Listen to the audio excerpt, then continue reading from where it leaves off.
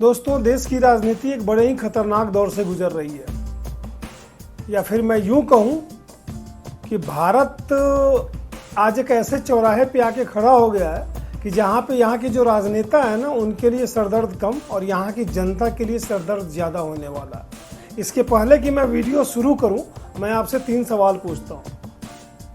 पहला, कि क्या भारतीय प्रधानमंत्री श्री नरेंद्र मोदी जी जो हैं उनकी विदाई तय हो गई है? दूसरा, कि क्या यह देश एनार्की की तरफ बढ़ रहा है? और तीसरा, कि अमेरिका के राष्ट्रपति डोनाल्ड ट्रंप सही में इतने बकलोल हैं क्या, जितनी बकलोली उन्होंने आज के डेट में मचा रखी है पूरे विश्व में? इन 3 सवालों के जवाब जानेंगे अपने इस वीडियो में। जी हाँ, मैं डॉक्टर असित, आप देख रहे हैं अपना चैनल अमेजिंग असित। वीडियो अंत तक अवश्य देखिए, अच्छा लगे अपने दोस्तों के साथ साझा करें। चैनल पे नए आए हैं, बेल आइकॉन जरूर दबाएं, चैनल को सब्सक्राइब करें। आइए आरंभ करते हैं। तो ये महज इत्तेफाक नहीं है। दिवंगत सीडीएस श्री बिपिन रावत जी ने कहा था कि भारत अपनी लड़ाई जो है वो 2 फ्रंट पे लड़ रहा है, लेकिन आज का भारत जो है वो चौतरफा कहीं न कहीं लड़ाई लड़ रहा है। अब देखो नजर उठा के चारों तरफ, पाकिस्तान हो, चाइना हो, बांग्लादेश हो, एशियन सब कॉन्टिनेंट, बाहर की बात करें यूक्रेन से लेकर टर्की से लेकर के अमेरिका से लेकर के राहुल गांधी से लेकर अखिलेश यादव से लेकर तेजस्वी यादव और ममता बनर्जी तक, कुल मिलाकर के भारत देश जो है उसके शरीर पे ही केवल आघात नहीं हो रहा, इसकी आत्मा पे भी आघात हो रहा है। अब इस कहानी को क्या अंजाम देने की कोशिश है, इसकी मैं क्रोनोलॉजी आपको समझाता चलता हूं। सन 2022 पाकिस्तान, जनता में चुन के दोबारा सरकार आती है इमरान खान की, लेकिन होता क्या है, भीड़ तंत्र के द्वारा हमला किया जाता है और फिर इमरान खान जेल में होता है। और आज की डेट में आप पाकिस्तान को देख लीजिए, जो मुल्ला मुनीर है ना, अपने आप को फील्ड मार्शल घोषित करवा करके बैठा हुआ, 3-4 पार्टी मिलकर के बना रहे हैं जो कोई भी किसी तरीके से देश का हित सोच ही नहीं सकती। अमेरिका के बिल्कुल रबर स्टैंप बने हुए हैं और पाकिस्तान भूखे मर रहा है। चलिए दूसरा एग्जांपल लेते हैं। सन 2024 बांग्लादेश, दोबारा जीत के आती हैं शेख हसीना वाजेद। इसी तरीके का भीड़ तंत्र को उकसावा, लोग राष्ट्रपति भवन में घुस जाते हैं और आपने किस किस तरह के वीडियो देखे थे याद होगा आपको। और उसके बाद होता क्या है, उनको असाइलम लेना पड़ता है। और अगेन इस चीज की प्लानिंग कहाँ होती है? ब्रिटेन में। यूएस का रबर स्टैंप मोहम्मद यूनुस, बिल्कुल कोई जानता भी नहीं था नाम, और नोबेल प्राइज विनर, उसको लाके बिठा दिया जाता है। आज बांग्लादेश की स्थिति देख लो अब क्या। कुछ इस तरीके की घटना इस श्रीलंका में हुई थी। मतलब कुल मिलाकर के एक कहानी निकल करके आती है यहाँ पे, वो ये कि भारत के साथ भी कहीं ना कहीं सिर्फ और सिर्फ यही करने की साजिश है। ये मैं क्यों कह रहा हूं, आप थोड़ा ध्यान से सुनिए, क्योंकि वो जो टूल किट है ना, वो कंप्लीटली एक्टिव है आज के डेट में। कौन सा टूल किट?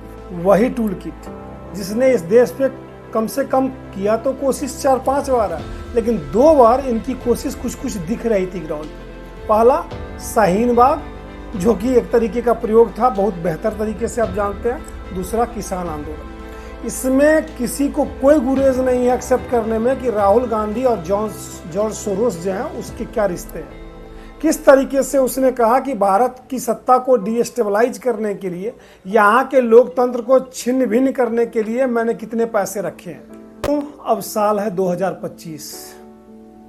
डीप स्टेट वाले ऐसा मानते हैं कि अब भारत की बारी है।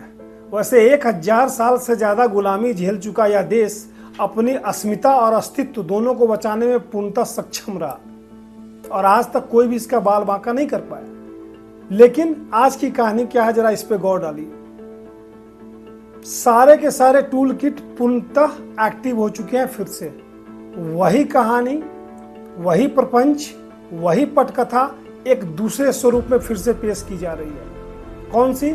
शाहीन बाग। याद करो आप, सीए की बात आई थी तो किस तरीके से इस देश में एक नैरेटिव चलाया गया कि मुसलमानों को यहां से भगाया जाएगा। किसान आंदोलन, देश की राजधानी को बंधक बना के रखा गया था इतने दिनों तक, और किस तरीके से नैरेटिव चलाया गया कि किसानों का बिल्कुल हक मारा जा रहा है। खालिस्तानियों का क्या रोल था उसमें, कहां से फंडिंग हुई, सब आदमी जानते हैं।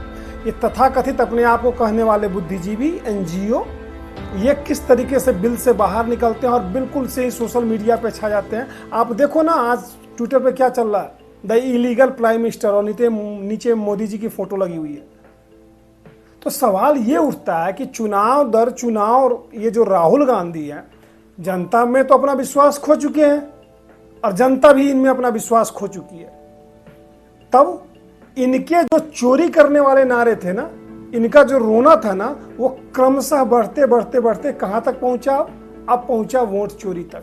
जी हाँ, ऐसा मैं क्यों कह रहा हूं? ये आदमी था जिसने कभी सबसे पहले शुरू किया कि भैया मोदी चोर है। जब उसने शुरू किया कि चौकीदार चोर है, क्योंकि सारे मोदी चोर हैं इसके नाम पे सूरत में इनकी सांसदी चली गई थी। देन चौकीदार चोर है, सुप्रीम कोर्ट में कान पकड़ के उठक बैठक करते हुए माफी मांगी। देन वीर सावरकर के बारे में अगेन यही चीज चोर है, अगेन माफी मांगी। राफेल में चोरी हुई, अगेन सुप्रीम कोर्ट में माफी मांगी। और उसके बाद ईवीएम चोर है, चुनाव आयोग चोर है, अब जाकर के अटके हैं कि भाई वोट चोरी हो रही है। इसमें कोई शक नहीं, मैं दावे के साथ कह सकता हूं कि 2029 के चुनाव के बाद ये जो है ना, ये नालायक यही कहेंगे कि जनता ही चोर है। लेकिन सत्ता की लोलुपता में बिल्कुल बेचैन हुए जो राहुल गांधी हैं, इनकी आप बेबसी भी देखिए और इनकी बेचैनी भी देखिए, किस तरीके की कहानी चल रही है। बिहार में एसआईआर होता है, ओपन फोरम में सारा का सारा डेटा अवेलेबल है, सुप्रीम कोर्ट में कार्रवाई चल रही है, चुनाव आयोग बोलता है कि जो कोई भी कंप्लेन आप लेकर के आइए इमीडिएट किया जाएगा उसका सॉल्यूशन, और इसीलिए एसआईआर चल रही है। 65 लाख लोगों के बारे में बताया गया, किस तरीके से लोग मर चुके हैं, माइग्रेट कर चुके हैं, डुअल राज्य में उनके पास इलेक्शन कार्ड बने हुए हैं, इन सब चीज़ों के पैटर्न पे। लेकिन इनका कहना क्या है? ये आदमी एक तीसरे ही ग्रह का आदमी है भाई। 65 लाख लोगों की लिस्ट दो, क्यों दो भाई, क्यों दो? कल हो के मैं खड़ा हो जाऊंगा भाई, प्रधानमंत्री आवास योजना में पूरे देश में जितने लोगों को लाभ मिला उसका लिस्ट दो। आपको मिला या नहीं मिला, आप इससे मतलब रखो। हाँ, आप निश्चित रूप से भारत में लीडर ऑफ अपोजिशन हो, कुछ काम भी तो करो 2 पैसे का। इस तरीके से आप बताओ खड़े करके किसी आदमी को कि भैया ये आदमी जो है, ये आदमी सही है और इसका नाम नहीं है। जिस तरीके से आज सुप्रीम कोर्ट की सुनवाई में हुआ कि जो लोग एक आदमी को पेश किया कपिल सिब्बल ने और योगेंद्र यादव ने कि भाई ये मर चुके हैं और इनका नाम नहीं है, एक्सेप्ट किया इलेक्शन कमीशन ने। 110% हम जाके देखते हैं उसको। एक वो टी शर्ट पे फोटो लगवा करके ममता देवी क्या किसी का प्रियंका गांधी डांस कर रही थी, 124 साल, जबकि उसकी एक्चुअल उम्र 34 साल है। ये क्लर्कियल मिस्टेक हो सकती है, 150 करोड़ लोगों का देश है ये। और मैं आपको एक चीज बताता चलूं, election commission election commission election commission election commission के पास अपना कोई मैकेनिज्म नहीं होता है। आप इस चीज को समझिए, सेंट्रल और स्टेट लेवल पर इसका हेडक्वार्टर होता है, बाकी राज्य डिस्ट्रिक्ट का जो डीएम है वही इलेक्शन कमीशन का रिप्रेजेंटेटिव है, और नीचे जो काम करने वाले लोग हैं वो कहीं ना कहीं स्टेट की मशीनरी के लोग हैं। तो बिहार में अगर ऐसा कुछ होता है, चलो मैं मानता हूं कि भाई बीजेपी की गवर्नमेंट है, नीतीश कुमार की गवर्नमेंट है, जो मुद्दे आपने उठाए थे अपने पावर पॉइंट प्रेजेंटेशन में वो तो कर्नाटक के थे, तो फिर वहां ये गलती क्यों हुई? और मजे की बात यह है कि सत्य बोलने वाले एक विधायक और मंत्री को इस्तीफा देना पड़ गया। खैर, इलेक्शन कमीशन वहां गलत नहीं होता जहां पे इनकी सरकार बन जाती है। कर्नाटक में वो सही हो जाता है, तेलंगाना में सही हो जाता है, हिमाचल प्रदेश में सही हो जाता है। लेकिन हरियाणा में इनके 3 नेताओं के बीच की चल रही रस्साकसी और सिर फुटौल के कारण ये हार जाते हैं, तो वहां पे इनको वोट की चोरी दिखती है। सिमिलरली इसी तरीके से राज्यों में जहां ममता बनर्जी जीतती हैं, केरला में कोई और जीतता है लेफ्ट, तमिलनाडु में स्टालिन की सरकार बनती है, ऐसी जगहों पे इन्हें इलेक्शन कमीशन बिल्कुल सही काम करता हुआ दिखाई देता है। तो सवाल ये उठता है कि राहुल जी, आपके रिश्ते जो जॉर्ज सोरोस के साथ हैं, ये भी भारत में किसी से छुपा हुआ तो नहीं है? कि डीप स्टेट की फंडिंग जो है आपके पास किस तरीके से आई हुई है और किस तरीके से आप पे चल रहा है सुप्रीम कोर्ट में केस, और आप जमानत पे बाहर हैं, ये ना भूलें आप। तो आप सिर्फ पैटर्न को नोट कीजिए, और जब आप दिल से और दिमाग से इस पैटर्न को देखेंगे ना, तो आपको बिल्कुल याद आ जाएगा किसान आंदोलन, बिल्कुल याद आ जाएगा आपको शाहीन बाग, कि सबसे पहले पिछले 4-5 महीने से ये बिल्कुल हवा में उड़ाया जा रहा था, वोट चोरी वोट चोरी वोट चोरी वोट चोरी। बिहार में वोट चोरी ना हो, इसको रोकने के लिए इलेक्शन कमीशन एसआईआर करता है। अब ये और हंगामा शुरू कर देते हैं, और हंगामे की हद यहां तक पहुंच जाती है कि संसद को एक भी दिन ये सही से काम नहीं करने देते। सवाल उठता है कि देश की जनता ने इनको चुन के भेजा, हमारे लिए कानून बनाओ, हमारे लिए जा करके वहां बहस करो। इनका नाटक क्या है? इनका नाटक है कि नहीं जी, हम बाहर में नौटंकी करेंगे, अंदर हम हंगामा करेंगे।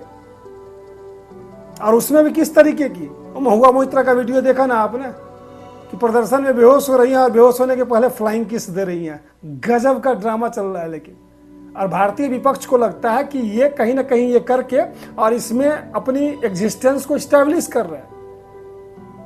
बेशर्मी भी एक अलग ही लेवल की है। एनीवे, अब देखो इधर नेता जो हैं वो हंगामा कर रहे हैं। राहुल गांधी सुबह में पहले प्रेस कॉन्फ्रेंस करते हैं, शाम को सभी नेताओं को बुला के डिनर में वही प्रेजेंटेशन दिखाते हैं, अगले दिन बेंगलुरु चले जाते हैं। 17 तारीख से उन्होंने बिहार में जन जागरण यात्रा कर रखी है, सेम इसी टॉपिक पे। मतलब आम आदमी के दिमाग में भरने की एक झूठ को प्लांट करने की कोशिश की जा रही है कि भैया यहाँ वोट चोरी हो रहा, इलेक्शन कमीशन सही तरीके से काम नहीं कर रहा।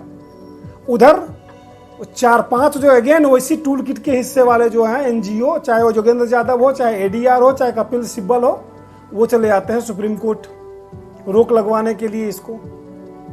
आम जनता ट्विटर से लेकर के फेसबुक से लेकर के जितनी भी सोशल साइट है उस पर बाढ़ आ जाती है। रातों रात नए चैनल खुल जाते हैं। मुझे लगता है कि कम से कम पिछले 1 महीने के अंदर 10,000 से ज्यादा चैनल ओपन हुए, जिसमें और कुछ नहीं मिलता सिवाय इन चीजों की। और क्या क्या नहीं कहा जा रहा है इस देश के चुने हुए प्रधानमंत्री को। तब तो आप बोलते नहीं जी हम देश का अपमान नहीं कर रहे हैं, लेकिन आपकी अपनी नानी दादी की बात आती है तो India is Indira, Indira is India हो जाता है। और वैसे बाकी प्रधानमंत्री को आप गाली देते रहो। जर कहाँ है पता है आपको? जर जो है ना, कुछ नामुरादों के नापाक इरादे हैं। जो कोई बोलता है गजवाए हिंद कर लो, कोई बोलता है भारत को मिट्टी में मिला दो, कोई बोलता है भारत के तेरे टुकड़े होंगे। और ये जितने भी ये लोग हैं ना, ये सब उससे जुड़े हुए नहीं, इनफैक्ट यही है, क्योंकि इनको चाहिए सत्ता। मैंने पहले भी अपने वीडियो में बोला था, लिंक दे दूंगा, कि सत्ता की मलाई चाटने की आदत जिसको हो जाती है ना, ये मुंह में तो चांदी का चम्मच लेके पैदा हुए ना, चाहे वो अखिलेश यादव हो, चाहे तेजस्वी यादव हो, चाहे राहुल गांधी हो। अब इनको गंवारा नहीं है ये चीज कि दूसरा आदमी कोई कैसे सत्ता, भारत की प्रधानमंत्री की कुर्सी पे, यूपी की मुख्यमंत्री की कुर्सी पे, बिहार की मुख्यमंत्री की कुर्सी पे बैठ सकता है। कैसे बैठ सकता है भाई? चुनाव आयोग की अपनी एक प्रक्रिया है, निर्वाचन की एक प्रक्रिया। उस प्रक्रिया के अंतर्गत आप बताइए, क्या बांग्लादेशियों को मिलना चाहिए भारत में वोट करने का राइट? क्या उन लोगों को वोट करना चाहिए जो मर गए हैं? उन लोगों को वोट करना चाहिए जिनका कि वहां बिहार से माइग्रेट कर चुके हैं, इनफैक्ट किसी भी स्टेट से? आंसर हर एक आदमी यही देगा कि नहीं होना चाहिए। लेकिन इनकी कहानी अलग है। ये इनको हंगामा करना, एक भी इनका बीएलए जो है किसी भी बूथ लेवल का वो नहीं लेकर के लिस्ट आया और चुनाव आयोग को दिया कंप्लेन कि भाई इनका नाम हटा दिया गया तो इनका नाम ऐड कर लो, ये है प्रूफ। ये रोज टीवी पे आके, और दोगलापन इतना है ना कि तेजस्वी यादव के पास खुद 2 ईपी का नंबर है। चुनाव आयोग ने नोटिस दे रखा, उसका जवाब नहीं दिया। वो डेली एक प्रेस कॉन्फ्रेंस लेकर के बैठ जाता है कि विजय सिन्हा के पास 2 निकले, मुजफ्फरपुर के मेयर के पास 2 निकले, फलाने के पास, ढिमके के पास। अपना जवाब नहीं देंगे। और सेम कहानी है राहुल गांधी की, हिट एंड रन। ये आदमी इतना बेशर्म हो चुका है कि पता नहीं सुप्रीम कोर्ट में ऑथेंटिकेटली बिना शर्त के कितनी बार माफी मांग चुका। संसद के पटल पर ये n नंबर ऑफ मतलब लाइज बोलते हैं ना, झूठ बोल चुका है। अरुण जेटली से लेकर के सुषमा स्वराज तक जो लोग नहीं रहे दुनिया में उनके बारे में, बावजूद इसके डेली एक नया नैरेटिव कर लेता है, डेली एक नया नैरेटिव। तो इनकी बुद्धि पे तो हमें ऐसे भी तरस आ रहा है। खैर, पता है कि ये अमेरिका जो है उसको एकदम से कहां से मिर्ची लग गई। तो ये जो मिस्टर डोनाल्ड ट्रंप है ना, मैं डोनाल्ड नहीं होता, डोनाल्ड ट्रंप, ये डोनाल्ड ट्रंप जो है ना, इसकी भी मानसिकता यही है, क्योंकि ये कोई राजनेता नहीं है, ये एक बिजनेसमैन है। तो इसको लगता है कि भाई एक टेन्योर हो गया, दूसरा टेन्योर चल रहा है, 6 महीने गुजर गए, 3.5 साल बचे हुए। सिर्फ वही काम करना है जिससे हमारा पेट भरे, सिर्फ वही काम करना है जिससे मैं आगे बढ़ूं। अमेरिका की भी चिंता नहीं है। Oh my dear American, seriously I tell you, आ गया ना मार्क रूबियो का बयान लेकर के, मुल्ला मुनीर को लेकर के। अमेरिका की भी चिंता नहीं है इस जेंटलमैन को। इस पे टैरिफ बढ़ा देंगे, उस पे टैरिफ बढ़ा देंगे, रूस से आप तेल लेते हो। पूछा था एक जर्नलिस्ट ने कि भारत अगर नहीं ले तो नहीं तब भी टैरिफ बढ़ाएंगे। तो दर्द कहाँ है, इस दर्द को आप समझिए। दर्द ये है कि भारत तो आज विश्व की चौथी सबसे बड़ी अर्थव्यवस्था बन चुका है, तीसरी बनने के कगार पे है। चाइना उसको लिटरली हेड ऑन चैलेंज दे रहा है। अब मैं तो अमेरिका से हूं, पूरे विश्व पे मेरी बपौती है और जहां चाहूं वहां की सरकार को मैं डीस्टेबलाइज कर दूंगा और उसको अपनी उंगलियों पे नचाऊंगा। एग्जाम्पल मैंने आपको बता दिया, चाहे श्रीलंका हो, बांग्लादेश हो, पाकिस्तान हो और इस तरीके की मिडिल ईस्ट की भी कई सारी कंट्रीज हैं। आज क्या हो रहा है, अभी मिलने वाले हैं व्लादिमीर पुतिन उनसे। अलास्का में ये मीटिंग हो रही है, ध्यान रहे। अलास्का को रूस अभी भी अपना अंग मानता है, जबकि उसने पहले दे दिया था। तो ये आदमी बिजनेसमैन है, ये सेटलमेंट करना जानता है बस केवल।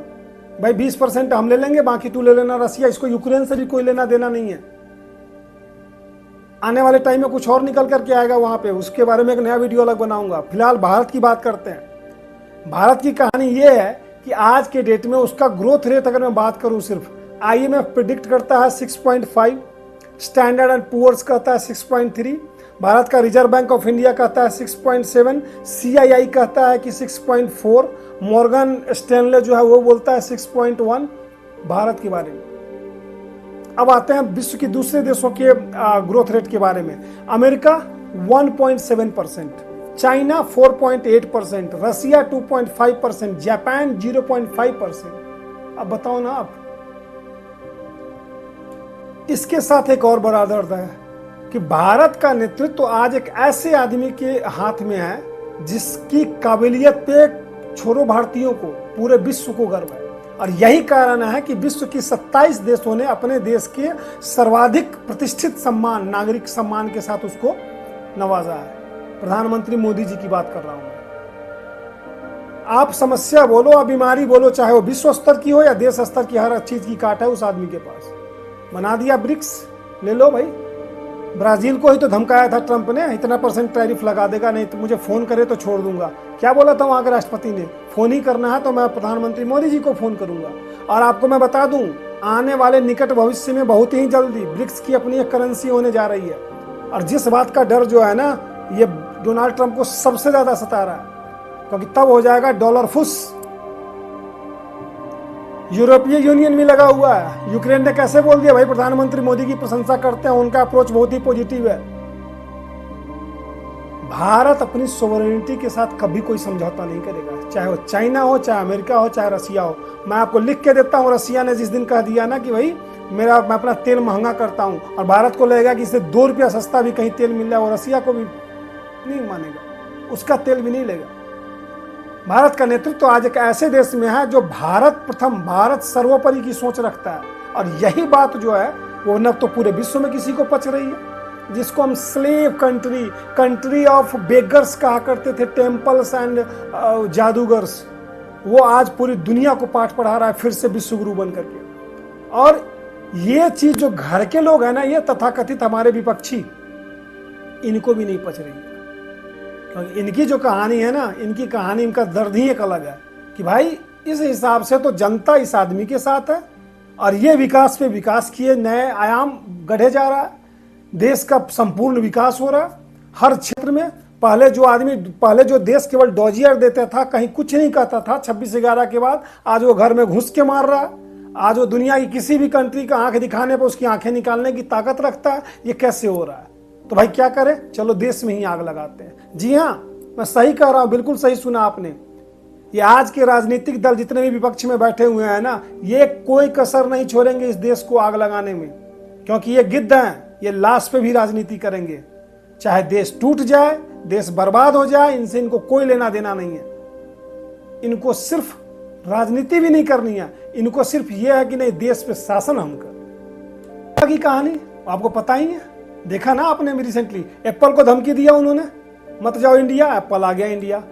एलन मस्क को बोला उन्हें टेस्ला लेके मत जाओ, टेस्ला आ गया इंडिया। भारत विश्व का सबसे बड़ा उभरता हुआ बाजार है, इसलिए अमेरिका कहता है भाई हमारे लिए एग्रीकल्चर, हैचरी, फार्मिंग, डेयरी खोल दो। लेकिन इस देश के प्रधानमंत्री ने क्या कहा, हमारे किसानों का हित सर्वोपरि है, उसके लिए हम कोई भी कॉम्प्रोमाइज कर नहीं सकते, कोई भी कॉम्प्रोमाइज नहीं कर सकते। और प्रधानमंत्री मोदी जी ने अभी एक भाषण में कहा, ध्यान दिया आपने क्या? उन्होंने कहा कि भाई इसके लिए व्यक्तिगत रूप से मुझे कई कीमत चुकानी पड़ेगी। आप सोचो, एक देश का प्रधानमंत्री करा, मुझे बड़ी कीमत चुकानी पड़ेगी। क्या इसका मतलब हो सकता है? ये चीज इतनी आसान नहीं है।